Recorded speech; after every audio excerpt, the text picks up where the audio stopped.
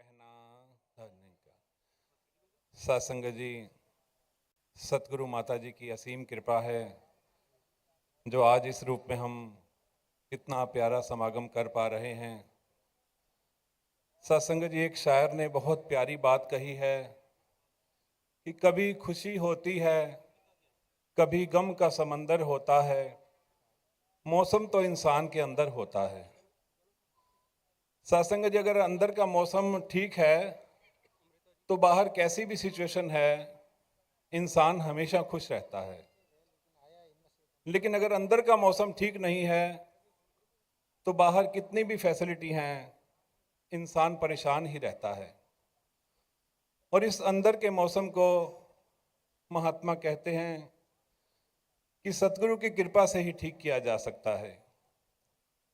सत्संग जी, आज हर इंसान को तलाश है सुख की, शांति की, आनंद की, जिसके लिए इंसान धर्म स्थान पर जाता है। हम सब ने ज्ञान लिया है, महात्मा कहते हैं, लेकिन सबकी अलग अलग अवस्था है। जो आनंद है वो इंसान की जिंदगी में कब आता है? सत्संग जी, महात्मा बताते हैं, एक बच्चा 12-13 साल का, मन में माँ के प्रति बड़ी श्रद्धा, और माँ ने पहली बार कोई काम बोला, कहता बेटा ये मेरी चुनरी ले जा, इसमें जामुनी रंग करवाना है, इसका कलर करवाना है। वो गया सुबह सुबह ललारी के पास, ललारी अभी आया नहीं था, देखा कि पानी का वो टोपिया भी पड़ा है, रंग भी पड़ा है, जामुनी रंग निकाला कि माँ का काम जल्दी हो जाए।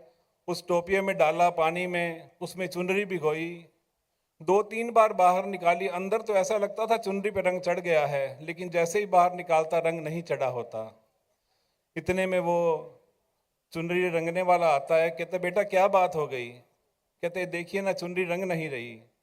कहते बेटा अभी एक कमी है, इसके नीचे आग जलानी पड़ेगी, जब ये पानी उबलेगा तो पानी इसके अंदर जाएगा, तब ये चुनरी रंगेगी। सत्संग जी, महात्मा कहते हैं कि हम सब ने ज्ञान भी लिया हुआ है, 5 प्रण भी मानते हैं, समागम का भी पता होता है, लेकिन जब तक गुरुमत हमारे जीवन में नहीं आएगी तब तक यह आनंद का रंग नहीं चढ़ेगा। और ये गुरुमत तभी आती है हमारे जीवन में जब हम सतगुरु की कही हर बात को अपने जीवन में अपनाते चले जाते हैं। सतगुरु तो सत्संग जी चाहते हैं कि हमारा जीवन आनंद से भरपूर हो जाए, लेकिन कमी कहाँ रहती है? सत्संग जी, महात्मा बताते हैं कि एक गांव में बाढ़ आ गई तो आर्मी वालों की ड्यूटी लगी। आर्मी के कैप्टन आए, सरपंच से पूछा, कहते सरपंच साहब आपके गांव में कितने लोग हैं? कहते जी 500 लोग हैं। कहते आप सबको बोलिए कि सब छतों पर आ जाए, हमारा हेलीकॉप्टर आएगा और सबको यहाँ से निकाल कर सुरक्षित स्थान पर ले जाएगा।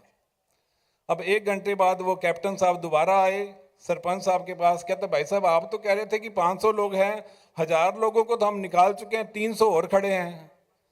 तो सरपंच साहब कहते जी कैप्टन साहब, जने तो हमारे 500 ही हैं, लेकिन हमने हेलीकॉप्टर पहली बार देखा है, तो इसलिए आप सुरक्षित स्थान पर छोड़कर आते हो, ये फिर छलांग मारकर यहाँ वापस आ जाते हैं।